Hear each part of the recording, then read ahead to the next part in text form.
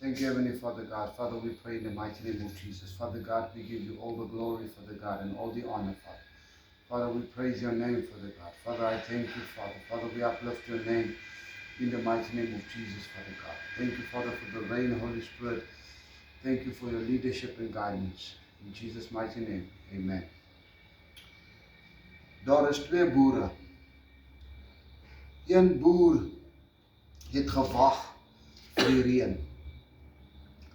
En die tweede boer het klaar gereed gemaak vir die reën om te val. Baie keer ons as kinders van God, ons soek die aangesig van die Here en ons bid dat die Here iets nuuts in ons lewe moet kom doen. En ons bid dat die Vader verandering in ons harte moet bring. Maar partykeer hou ons vas aan die dinge waar daar geen plek in ons lewe moet wees. Partykeer wag ons vir die reën om te gebeur in ons lewe. Partykeer wag ons vir deure om oop te gaan in ons lewens.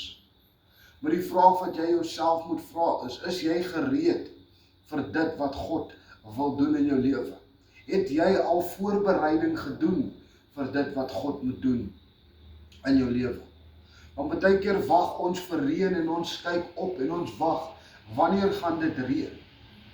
Maar hierdie boer wat nooit die voorbereiding gedoen het nie, het nooit die reën beleef nie.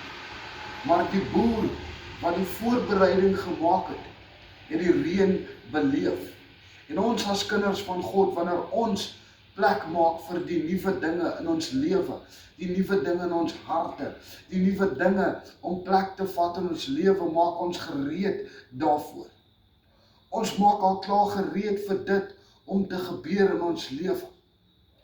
Waar het jy jou saad geplant? Waar is jou saad geplant? Is jou saad geplant op 'n plek waar jy gereed is vir dit wat God moet doen? Of wag jy nog steeds vir verandering in jou lewe?